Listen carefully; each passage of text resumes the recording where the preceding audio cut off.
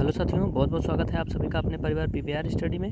साथियों, आज के इस वीडियो में हम बात करेंगे डीएलएड सेकंड सेमेस्टर की मैथ का चैप्टर 8वां इकाई 8 के बारे में बात करेंगे। तो आप इस क्लास को पूरा देखना एंड तक और कहीं भी स्किप नहीं करना है, ठीक है। इसमें हम आपको बहुत ही अच्छे तरीके से समझाएंगे, सब कुछ समझाएंगे। साथियों, आज हम बात करेंगे व्यंजकों का गुणनफल तथा सर्वसमीकाएँ। ये व्यंजक क्या होता है इसके बारे में मैं आपको ज़रूर बताऊँगा। सर्वसमीका क्या होती है, जिसे आइडेंटिटी बोलते हैं इंग्लिश में, है ना। तो सबसे पहले आप इसको जान लीजिए, चर और अचर इसमें जान लीजिए।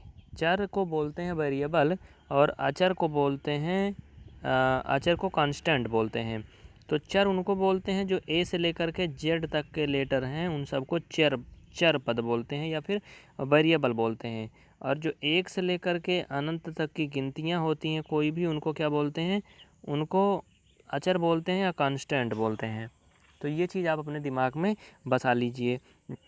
इस क्लास में हम पढ़ेंगे व्यंजकों का गुणा करना, एक पदीय बीजीय व्यंजक का गुणा, एक पदीय व्यंजक और बहुपदीय व्यंजक का गुणा, बहुपदीय व्यंजकों का गुणनफल, सर्वसमीकाएँ, ये सब हम पढ़ेंगे। तो अब आपको टेंशन नहीं लेना है, बस एक एक पॉइंट समझते चलना है। देखो, सबसे पहले ये समझ लो एक पदीय बीजीय व्यंजक होते क्या हैं। एक पदीय बीजीय व्यंजक का मतलब ये है भैया जिसमें केवल एक पद है। जैसे मैंने लिख दिया यक्स, तो ये क्या है, ये एक पदीय हो गया। अगर मैंने लिख दिया 2x, तो ये भी क्या है, एक पदीय बीजीय व्यंजक है। लेकिन अगर मैंने लिख दिया द्विधन x, तो ये द्विपदीय हो गया, फिर एक पदीय नहीं हुआ, ठीक है। और अगर मैंने लिख दिया x माइनस वाई, तो ये भी क्या है, द्विपदीय है, लेकिन इसमें द्विचर हो गए। कहने का ये मतलब है, अगर किन्हीं दो चर या अचर के बीच में अगर धन या ऋण का चिन्ह लग जाए तो वह द्विपदीय व्यंजक हो जाते हैं। अगर उसमें गुणा का चिन्ह लगा है तो वो द्विपदीय व्यंजक नहीं कहलाते हैं। जैसे 3 गुणे x लिखा है तो ये 3x क्या है, ये द्विपदीय नहीं है, ये एक ही पदीय व्यंजक है। तो पहला जो टाइटल है वो क्या है, एक पदीय बीजीय व्यंजकों का गुणा। एक पदीय बीजीय व्यंजकों का गुणा कैसे करते हैं ये भी आप समझ लो, अच्छे से देख लो। निम्नांकित का गुणा कीजिए। जैसे क्या है भैया, ये 2x का 6 में गुणा है। क्या है, 2x का गुणा किस में है, 6 में। तो आपको एक काम करना है, वो क्या करना है आपको गिनती का गिनती में गुणा कर देना सीधा सा। तो आप 2 का 3 में गुणा करोगे तो क्या होगा, 2 3 6 होगा। हाँ, 6 तो होगा, लेकिन 2 का 6 में करोगे तो 12 होगा, है ना। 2 का 6 में गुणा करोगे तो क्या होगा, 12 होगा। और साथ में जो यक्स लगा है उसी के साथ में लग जाएगा। तो फाइनल में आपका क्या आएगा, ये 2x का जब गुणा कर दोगे 6 में तो ये 12x हो जाएगा। यक्स में कोई बदलाव नहीं होता है। इसको थोड़ा ऐसे समझ लो, जैसे यक्स का यक्स में गुणा करोगे भैया तो ये हो जाएगा यक्स का स्क्वायर। ऐसा क्यों हो जाता है, क्योंकि इस पे एक घात मानी जाती है, इस पे क्या मानी जाती है, एक घात मानी जाती है। तो इस तरह से कुल मिला करके होता क्या है, ये फाइनल में एक घात ये और एक घात ये दोनों जुड़ के तो घात 2 बन जाती है। बात समझ रहे हो ना।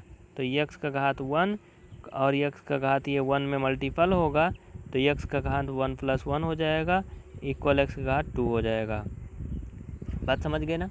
तो ये होती है पूरी कहानी। इसके बाद अगर हम बात करें इसी में और भी देख लो, 4 का वाई का गुणा 5 में करना है तो इसमें क्या करते हैं, गिनती का गिनती में गुणा करते हैं। मतलब 4 का गुणा 5 में करेंगे तो 20 हो जाएगा। और जो वाई है उसको उसी के बगल में वैसे लिख देंगे, उसमें कोई बदलाव नहीं होगा। लेकिन अगर ये सोचो कि 4 वाई का 5 वाई में गुणा होता तो क्या होता, इसमें भी वही होता। 4 का 5 में जब गुणा होगा गिनती में तो 20 हो जाएगा। लेकिन ये वाई की घात कुछ नहीं होती तो 1 माना जाता है, ये भी 1 माना जाता है। गुणा करने पर घातें जुड़ जाती हैं, याद रखना। तो इस तरह से वाई का घात क्या हो जाएगा, 2 हो जाएगा यहाँ पर। ये बात अपने दिमाग में आप बसा के रखना, ठीक है। देखो यहाँ पर एक लाइन में लिखा भी गया है कि किसी बीजीय व्यंजक को किसी संख्या से गुणा करने के लिए संख्या को बीजीय व्यंजक के गुणांक की संख्या से गुणा करते हैं। अब ये गुणांक कौन सी मुसीबत है, देखो गुणांक को इंग्लिश में कोफिशिएंट बोलते हैं। जैसे मैंने लिखा 6x, अगर मैं बोलूँ कि चलो बताओ इसमें x का गुणांक क्या है, x का कोफिशिएंट क्या है, तो इसमें x का गुणांक क्या है, वो है 6, ठीक है। बात समझ गए, x का गुणांक क्या है, 6 है। अगर मैंने लिखा 9x का घात 2, इसमें मैं बोलूँ x का स्क्वायर का गुणांक क्या है, तो इसमें x स्क्वायर का गुणांक क्या है, 9 है।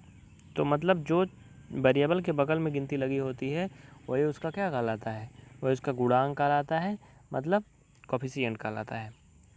तो किसी भी संख्या को किसी भी ये बीजीय व्यंजक से गुणा करने के लिए उस संख्या के गुणांक का उस बीजीय व्यंजक उस संख्या के बीजीय व्यंजक के गुणांक में गुणा करते हैं। जैसे अगर ये क्या है, एक बीजीय व्यंजक है, बीजीय व्यंजक मतलब जिसमें चर भी शामिल हो, मतलब वेरिएबल भी शामिल हो, जैसे एक्स वाई है ना, उसी को क्या कहते हैं, बीजीय व्यंजक कहते हैं।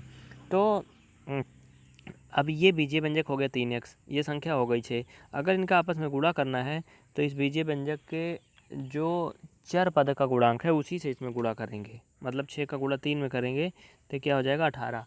ठीक है, क्या हो जाएगा 18, और साथ में जो x था वो ऐसे लगा देंगे, 18x हो गया। तो ये होता है इसका कॉन्सेप्ट। उसके बाद भैया क्या बोल रहा है, एक और भी बोल रहा है, दूसरा टाइप, समान आधार वाले घातांकीय व्यंजकों का गुणा, जिनका आधार समान हो ऐसे व्यंजकों का गुणा, जैसे 3x का गुणा 4x में। इसमें भी वही करते हैं, जो वेरिएबल हैं और कांस्टेंट हैं दोनों का अलग अलग गुणा करते हैं। 3 का 4 में करोगे हम सभी जानते हैं 12 हो जाएगा। अब बचा यक्स, तो देखो यक्स की घात इसमें 1 है, इसमें एक्स की घात 2 है, सॉरी 1 है, तो दोनों में 1 1 जोड़ के एक्स की घात 2 हो जाएगा, 12 एक्स की घात 2 आएगा। ये चीज़ आप याद रखना। अगर ये एक्स का घात 2 है, इसका गुणा हो रहा है एक्स की घात 4 में, तो मैंने आपको बताया गुणा करने पे घातें जुड़ जाएंगी, तो ये 2 का 4 में जुड़ जाएगा गुणा होगा तो एक्स की घात 6 इसका उत्तर हो जाएगा। तो ये कॉन्सेप्ट आप लोगों को अच्छे से समझ लेना चाहिए। अगर आप इस क्लास को कहीं डेमो के रूप में देख रहे हैं तो आप PVR स्टडी ऐप ज़रूर डाउनलोड करें और क्लास को पूरा देखें, जिससे कि आप अच्छे खासे मार्क्स एग्ज़ाम में हासिल कर पाएँ। ये नंबर पर आप व्हाट्सअप भी कर सकते हैं, फ़ोन कॉल करके इंक्वायरी कर सकते हैं किसी प्रकार की समस्या के लिए। और रेगुलर क्लास अगर आप देखेंगे, सभी पार्ट्स देखेंगे इसके, तो मैथ आप गारंटी के साथ सीख जाएंगे और आपको मैथ में पूरे पूर्णांक भी मिलते हैं। विभिन्न चर वाले एक पदीय व्यंजकों का गुणा, इसमें क्या है, इसमें कह रहा विभिन्न चर वाले। अभी तक हमने आपको दिखाया एक्स का एक्स में किया आपने, बहुत ज़्यादा एक्स का वाई में किया, लेकिन भैया अगर ये एक्स का गुणा वाई में, वाई का गुणा सी में, इसका गुणा डी में हो तब क्या होगा, इतना लंबा हो जाए तो क्या होगा। देखो अगर एक समान चर हैं, जैसे यहाँ पे एक्स है यहाँ भी एक्स होता, तब तो इनका गुणा उड़ा होता, घात वात जुड़ती। लेकिन अगर ये सब अलग अलग हैं, एक तीर गाँव है एक मीर गाँव है, तो इनमें कोई पटरी नहीं खाती है। इसका आंसर एक में मिला के लिख देते हैं, एक्स वाई और ये सी डी, लेकिन ये थोड़ा कम अच्छा लग रहा है एक्स वाई सी डी। इसको क्या करते हैं, एक सीरियल से लिखते हैं अल्फ़ाबेट में, तो ये सी डी एक्स वाई इसका आंसर हो जाएगा। बात समझ गए ना, सीरियल से लिखते हैं अल्फ़ाबेट में या फिर किसी भी क्रम में, एक सीरियल में रहता है तो अच्छा रहता है। तो ये हो गया इसका कॉन्सेप्ट। इसके बाद कह रहा है एक पदीय व्यंजक और बहुपदीय व्यंजक का गुणा। हाँ, इसके बाद आ जाता है एक पदीय व्यंजक का ढेर सारे पद वाले व्यंजक में गुणा। जैसे देखो स्क्रीन पे आपको दिख भी रहा है, 5x का गुणा अगर हमें करना है 3x धन 2y में, छोटा वाला देख लो, तो क्या करते हैं, पहले इसका गुणा एक पद में करेंगे, तो मतलब 5x का गुणा का हो गया भैया 3x में हो गया, बीच में प्लस था तो प्लस लगा दिया। अब इसी 5x का गुणा इसमें 2y में भी करोगे तो 5x गुणे क्या हो जाएगा, 2y हो जाएगा। और जब इतना हो जाएगा तो क्या होगा, 5 का 3 में गुणा होगा, ये हो जाएगा 15x का स्क्वायर, और ये प्लस का प्लस लगा दोगे, और ये 5x का 2y में करोगे तो 5 दूना 10, और एक्स वाई का गुणा होगा तो एक्स वाई रहेगा। तो ये आपका फाइनल का आंसर आ जाएगा। बात समझ गए ना, पूरा कॉन्सेप्ट क्लियर हो गया। ठीक है, तो ये आप इसे अच्छे से समझते चलो। इसका कॉन्सेप्ट हम थोड़ा सा और भी क्लियर करवा देते हैं। वो क्या है, जैसे आपको स्क्रीन पे एक दिख रहा होगा, इसको मैं आपको थोड़ा अच्छे से समझा देता हूँ। भैया रुक जा यार, काहे लिए कहाँ जा रहे हो, देखो समझो, ये 5x का गुणा करना है 3x का क्यूब माइनस 2y और प्लस का ये 3z, इसमें गुणा करना है। अगर इतना बड़ा है ये तो कैसे होगा, ये भी देख लो आप ध्यान से। क्या है ना ये, हाँ देखो ये 5x तो एक अलग है, ये 3y का घात 3 2y और ये 3z अलग है। इसमें अगर पूरा का गुणा करना है, इतने का गुणा करके उत्तर लाना है, तो क्या करोगे। देखो यार स्टेप बाय स्टेप करते हैं। पहले आप एक प्रकार ऐसे समझ लो, जैसे अगर किसी घर में एक पेरेंट्स हैं और उनके भैया 3 बच्चे हैं, तो अगर वो कोई चीज़ लाएंगे तो क्या करेंगे। ऐसा तो है नहीं कि कोई चीज़ अगर उन्होंने लाया, नई चीज़ लाया, मान लो कोई किसी विशेष आयोजन से, मेला से या बाज़ार से कहीं से कोई चीज़ लेके आया, अच्छी सी चीज़ बच्चों के लिए, तो सबको देंगे ना थोड़ा बहुत। ऐसा तो है नहीं कि भाई तो एक को दे दिए सब खा लिया, दूसरा को कुछ नहीं दिया। या फिर मान लो कोई खेलने की चीज़ लेके आते हैं तो सबको देंगे ना, तो क्या करेंगे, सबको बांटेंगे थोड़ा थोड़ा, है ना। तो उसी तरह से ये भी क्या होता है, सबको बांटा जाता है, गुणा होता है। तो जैसे एग्जांपल के लिए ये समझ लो कि अगर भैया स्कूल में आप पढ़े हो, छोटे स्कूल में 15 अगस्त को लड्डू बंटता था तो एक एक सबको मिलता था, है ना। जो भाई गरीबी वाले स्कूल में पढ़े हैं, बाकी ये कॉन्वेंट वालों में नहीं, देसी स्कूल में, है ना। तो उसी तरह से आप इसको समझ लो। कैसे? जैसे अगर 5x का गुणा करना है, इसमें 3 जो भी इसमें अंदर में लिखा है तो आप एक एक में करोगे क्रम से। वो कैसे? देखो, पहले आप 5x का गुणा करोगे 3x घात 3 में, ये देखो पहला वाला पद हो गया क्लियर। फिर उसके बाद माइनस का 2y बच रहा है, फिर आप माइनस का चिन्ह लगा के इस 5x का गुणा किस में करोगे? इस 5x का गुणा इस 2y वाले में करोगे। ये बात पक्की हो गई। 2 पद हो गया, अभी एक पद और बच रहा है, बीच में प्लस था तो आप प्लस लगा लो। और फिर आप इस 5x का गुणा किस में करोगे? आप इसे 5x का गुणा 3z में करोगे। किस में? 3z में करोगे। तो यार जब ये 3z में करोगे तो ये फाइनल में हो गया आपका। ठीक है, अब इनका मल्टीपल कर लो। देखो इसमें बुक में नहीं बताया गया आपको, तो इसका गुणा करोगे तो यहाँ पर देखो 1 घात है x की, यहाँ 3 घात है, तो ये 5 का 3 में गुणा कर दोगे तो 15 हो जाएगा। ये 5 का 3 में 15 हो जाएगा। x की घात देखो ये 3 और ये 4 हो गया, तो इस तरह से ये 15x घात 4 आया था। है ना, बात समझ गए? उसके बाद क्या करोगे, आगे देखते जाओ। 5 का गुणा 2 में कर दोगे तो 10 हो गया। देखो यहाँ पे 10 लिखा था, अभी दिखाऊंगा हटा के, इसको टेंशन न लेना। ठीक है, 5 का 2 में गुणा कर दिया 10 हो गया। x का y में गुणा किए तो x y हो गया। देखो यहाँ x y लिखा है। ठीक, उसी तरह से 5 का 3 में किया तो 15 हो गया। xz मतलब 15xz। देखो आपको क्लियर नज़र आ रहा होगा जो मैंने बोला, ये सब आया है ना, बात समझ गए? ये 5x का 3x क्यूब में गुणा हुआ तो 15x का घात 4 हो गया। और फिर 5x का 2y में गुणा हुआ तो 10xy हो गया। और फिर 5x का गुणा 3z में हुआ तो 15xz हो गया। ये हुआ पूरा कॉन्सेप्ट। अगर आपके मन में कोई सवाल है तो अभी आप निसंकोच आप पूछ सकते हो। हाँ, एक बात और समझ लो, यहाँ पर और भी कई क्वेश्चन दिए गए हैं, एक नहीं दिए गए हैं, नीचे देखो तो एक और भी है। ये इसको भी ऐसे कर लोगे, इसमें कोई मुसीबत की बात थोड़ी है। अब आता है बहुपदीय व्यंजकों का गुणा। बहुपद मतलब आपने पढ़ा होगा ना, पॉलिनोमियल होता है क्या, ऐसा कुछ होता है इंग्लिश में ना। देखो इसमें थोड़ा सा बड़ा हो जाता है आपके लिए, थोड़ा सा बड़ा क्या, बहुत बड़ा हो जाता है बहुपद वाले में, है ना। बहुपद का गुणा जैसे कहा जाए कि चलो भैया x धन y का z धन y में गुणा करो। मुश्किल इसमें भी नहीं है फ़िलहाल, है तो आसान ही, लेकिन थोड़ा सा दिमाग ज़्यादा लगाना पड़ता है, दिमाग थोड़ा सा दौड़ाना पड़ता है। तो जैसे देखो x धन y का गुणा करने को कहा किसमें? z धन y में। तो इसमें क्या किया इन्होंने? इसमें भैया इन्होंने कॉमन निकाल लिया है। क्या? इसमें x कॉमन निकाल लिए हैं और इसमें धन y। कैसे कैसे क्या करे हैं, इसको तुम छोड़े दो, पहले मतलब समझो आप छोटा छोटा। एक जैसे मैं कहूँ कि a धन b का गुणा करो आप किस में? a ऋण b में, तो इसको तो आप कर ही लोगे। इसमें क्या करेंगे, इस a का गुणा इस a में करेंगे। ठीक है, तो a का घात 2 हो जाएगा। और फिर इसी a का गुणा इसमें भी करेंगे b वाले में, तो माइनस हो जाएगा। ये इसके पहले देखो प्लस था और ये माइनस, तो प्लस माइनस माइनस। a का b में करोगे a b हो गया। अब वही तरीका अपनाओगे, इस b को पकड़ के a में गुणा करो भैया, तो यहाँ कुल प्लस प्लस है तो ये प्लस का a b हो गया। और फिर इसी b को पकड़ के इसमें गुणा करो, इसका प्लस इसका माइनस हो जाएगा, माइनस का b स्क्वायर। बात समझ गए ना। तो ये होता है पूरा फंडा। कहने का ये मतलब हुआ कि इसका फाइनल का आंसर आया, ये दोनों कट गया प्लस माइनस, ए स्क्वायर माइनस का बी स्क्वायर। क्या आया? ए स्क्वायर माइनस का बी स्क्वायर। आप फार्मूला भी जानते हो कि भैया ये फार्मूला भी होता है, ए का स्क्वायर माइनस का बी स्क्वायर, ये होता है ना, होता है ना। इसमें कोई दिक्कत की बात है नहीं है ना, तो इसमें कोई टेंशन की बात नहीं है। आप इन बातों को ध्यान से समझ लो और अच्छे से आप लिख सकते हो। ठीक है, तो ये हो गई इतनी कहानी, आप इसे समझ गए होंगे। ये बहुपद वाली बात हो गई। इसके बाद आता है सर्वसमिका। देखो सर्वसमिका को आइडेंटिटी बोलते हैं इंग्लिश में, है ना। सर्वसमिका मतलब वही जो अभी मैंने आपको बताया, वही सर्वसमिका होती है। सर्वसमिका में होता क्या है ना, इसमें यक्स के किसी एक मान के लिए दोनों पक्षों के मान जो हैं वो लगभग बराबर होते हैं हरदम। मतलब कोई भी आप मान रखोगे,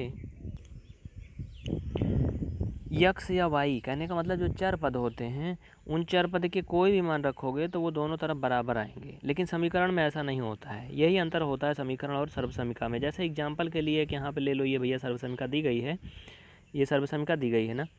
यहाँ पर ए और बी के आप अलग अलग कोई भी 2 मान रख के देख लो, दोनों पक्ष बराबर आएंगे, चाहे जो मान रख लो। चलो मान लो मैंने ए की जगह पर 2 रख दिया और बी की जगह पर क्या रख दिया, 3 रख दिया। तो चलो भैया 2 और 3 मैंने रख दिया, तो 2 माइनस 3 का होल स्क्वायर हो गया। इसको हल करोगे तो क्या आएगा, देखो 2 में से ये घटेगा उल्टा तो माइनस का 1 आएगा, माइनस का 1 का स्क्वायर करोगे तो प्लस का 1 आएगा। क्या है, 1 आया ना। हमने रखा था 2 और 3, क्या रखा था 2 और 3 रखा था। तो चलो 2 और 3 इस साइड में रख लो, इधर साइड में रखोगे तो वो तब भी क्या आएगा, एक ही आना चाहिए। तो ए का मान 2 रखा था, चलो 2 रख दिया, क्यों हल करें, जल्दी साइड में कर लेते हैं। ए का मान 2 रखोगे तो 2 दूना 4 हो जाएगा, माइनस ए का मान 2, इसका मान 3 था ना, 2 3 6 दूना 12, माइनस का 12, और धन बी का मान हमने 3 रखा था मतलब 9। चलो भैया आ गया कंप्लीट। 9 प्लस में है, 4 प्लस में है, तो 9 4 12 हो गया, है ना। और ये माइनस का 12 बराबर क्या हो गया, तो 0 हो जा रहा है यार। हो 9 4 12 होता भी है, 9 में 1 जोड़ोगे 10, 10 3 13 होता बाबू, कितना होता है 13 होता है, काहे कन्फ्यूज कर रहे हो। 13 से 12 घटाओगे 1 आएगा, एक ही तो लाना था, समझ गए ना। इस तरह से आप इसमें कुछ भी रख दो, ए का मान और बी का मान कुछ भी रख दो, जैसे मैंने 2 3 रखा, आप 5 7 रख लो, 8 9 रख लो, दोनों पक्ष हमेशा बराबर आएंगे, यही सर्वसमीका में अंतर होता है। लेकिन अगर यक्स का स्क्वायर भैया प्लस 5 यक्स प्लस 7 बराबर 25 है, तो इसमें हर एक मान के लिए दोनों पक्ष बराबर नहीं आएंगे। किसी एक मान के लिए दोनों पक्ष बराबर हो सकते हैं, लेकिन हर एक मान के लिए बराबर नहीं होंगे। और ऐसा भी हो सकता है कि इसमें एक्स का कोई भी मान रखो ये बराबर हो ही ना। तो यही अंतर होता है समीकरण और सर्वसमीका में, बात समझ गए ना। तो समीकरण में यक्स चर पदों के मान कोई भी चर पद का मान रखने पर मतलब दोनों पक्ष बराबर नहीं होते हैं, जबकि सर्वसमीका में क्या होता है, बराबर हो जाते हैं। देखिए यहाँ पर आपको कोई क्रियाकलाप तो नहीं करना है, लेकिन आपको इन सर्वसमीकाओं को याद कर लेना है। इसको आपको याद करना है, चूँकि अभी इसी पर आपके सवाल लगेंगे तो आपके लिए कन्फ्यूजन हो जाएगी अगर नहीं याद रहेगा तो, ठीक है। तो सूत्र आप लोग याद रखो, ए धन बी का जो होल स्क्वायर है ये आपके सामने दिया गया है, ये होता है ए स्क्वायर प्लस 2ab, और प्लस का क्या होता है बी स्क्वायर। देखो यार इसमें मैं दोनों में आपको थोड़ा सा समानता बता देता हूँ तो आपको ज़्यादा अच्छे याद हो जाएगा, रटना नहीं पड़ेगा। ए का स्क्वायर बराबर होता है ए ये प्लस 2ab, ये ए होता है, और प्लस ये होता है बी का स्क्वायर, है ना। लेकिन ये तो आपका प्लस वाला हो गया। अब जब माइनस वाला होता है तो क्या होता है, आप कहोगे इसको अलग से याद करें, नहीं, माइनस वाले में ये जो 2ab है ना यही माइनस हो जाता है, बाकी सब प्लस रहता है। मतलब कहने का ये है कि ए स्क्वायर ऐसे ही रहेगा, ये माइनस का 2ab हो जाएगा जो ऊपर प्लस 2ab था, और ये प्लस का बी स्क्वायर वैसे का वैसे रहेगा। तो ये माइनस का सूत्र हो गया, ये प्लस वाला हो गया। इन दोनों को आपको याद रखना है। इसके बाद अगर हम बात करें ए माइनस बी का होल स्क्वायर का, तो ए माइनस ये ए स्क्वायर माइनस बी स्क्वायर का, ये देखो अलग हो गया उससे थोड़ा सा, है ना। जैसे अभी जो मैंने आपको बताया था, तो ए स्क्वायर माइनस बी स्क्वायर का होता है ए प्लस बी और ए माइनस बी। क्या होता है, ए प्लस बी और ए माइनस बी। तो बस ये इतना छोटा सा फार्मूला हुआ, आपको सिर्फ फार्मूले याद रखने हैं बस, बाकी कुछ नहीं करना है आपको। ये जो क्रियाकलाप इसमें बताया गया है, इस क्रियाकलाप से आपसे कोई मतलब है नहीं फ़िलहाल ज़्यादा, आप इसे कर भी सकते हो घर पे चाहो तो, लेकिन इससे कोई ज़्यादा मतलब नहीं है, ठीक है। तो अगर करोगे तो वही आएगा जो यहाँ बताया गया है, बाकी और कुछ नहीं आएगा नया। इसके बाद अब इसी में हमारे कुछ आ जाते हैं, वो क्या हैं, सवाल आ जाते हैं इसी तरह के, तो आप उनको कैसे करोगे। देखो पहला नंबर तो जो ऊपर सवाल हैं 3x स्क्वायर धन 5y, ये जो दिया गया है xy का गुणा, तो आप खुद से कर लोगे। एक जो नया सवाल है इसको मैं आपको करवा देता हूँ। देखो ऊपर वाला जो है ना 9 वाला, उसको ट्राई करना, नहीं आएगा तो बताना। मैं आपको एक नया सवाल बता देता हूँ, जैसे 51 का होल स्क्वायर है ना, कह रहा सर्वसमीकाओं का प्रयोग करके ज्ञात कीजिए। तो भैया ये 51 का जो होल स्क्वायर है, ये होल स्क्वायर है, इसको सर्वसमीका का प्रयोग करके करोगे तो ये हो जाएगा 50 धन 1 का होल स्क्वायर। अब ये ए हो गया, ये बी हो गया, ए धन बी का होल स्क्वायर का सूत्र लगा दो और इसी में रख दो मान। तो चलो फिर हम कर देते हैं काम तमाम, है ना। तो भैया ये सूत्र लगाओगे ए प्लस बी का होल स्क्वायर, तो क्या बनेगा, ए का स्क्वायर धन 2ab और धन बनता है बी का स्क्वायर। बोलो यही बनता है ना, यही बनता है ना। तो ए का मान 50 है, बी का मान 1 है, चलो रख देते हैं। ए का मान 50 रखना, बी का मान क्या रखना, बी का मान क्या रखोगे, 1 रखोगे, तो इसी में रख देते हैं। ए का मान 50 रखोगे, 50 का होल स्क्वायर करोगे तो 25, 50 का होल स्क्वायर 2500 आएगा ना। धन 2ab मतलब ए 50 बी का 1, तो 50 का 1 50 है होगा, और बी का स्क्वायर मतलब 1 का स्क्वायर 1 होगा। इस तरह से आपका क्या हो जाएगा, ये 100 हो जाएगा। तो ये हो जाएगा 2500 पहले से, धन ये एक हो गया 100, एक 1, तो 2500 में 100 जोड़ोगे 2600 हो गया, एक मतलब 2601 हो गया, कितना हो गया 2601। 2601 इसका आंसर आ गया। बात समझ गए? तो इस तरह से आप इनको कर ले जाओगे तो आपका ये जो है पोर्शन ख़त्म हो जाएगा। फिर इसमें जो गुणा करने वाला आप इनको सबको कर लेना, आपको अभ्यास प्रश्न करवा दिए जाएंगे। देखो जैसे मैंने तरीका बताया सेम टू सेम वैसे करना है। इसमें भी देखो a+b का होल स्क्वायर सूत्र लगेगा, जो खुल जाएगा वही आएगा इसमें से बस। तो इस तरह से ये आपका बहुत ही आसान था और ये क्लियर भी हो चुका है कॉन्सेप्ट, यहीं पर ये ख़त्म हो चुका है। आप लोग अपने विचारों को कमेंट करके बताइए, जो भी आपको कहना है उसे निसंकोच कहिए। अगर आप पूरा रेगुलर क्लास देखेंगे तो आपको मैथ में 25 मार्क्स भी मिल सकते हैं डीएलएड में, क्योंकि पुराने जो छात्र हैं वो सब पाए भी हैं। तो एक बार फिर से मैं आपको दिखा दे रहा हूँ, आप इन मोबाइल नंबर्स को नोट कर लीजिए, इन पर आप व्हाट्सअप करिएगा या फ़ोन करिएगा, आपको कंप्लीट क्लास की पूरी प्रोसेस बता दिया जाएगा। पीवीआर स्टडी या प्ले स्टोर से इंस्टॉल करें और देखते रहें कभी भी कहीं भी। इस पर 32 की जगह पर आप 33 भी लगा सकते हो और इस तरह से आप संपर्क कर सकते हो। दोनों व्हाट्सअप नंबर है या फिर कॉल कर सकते हो, किसी भी तरह से आप संपर्क कर सकते हो। ठीक है, तो फिलहाल आज के लिए इतना ही। जय हिंद, जय भारत।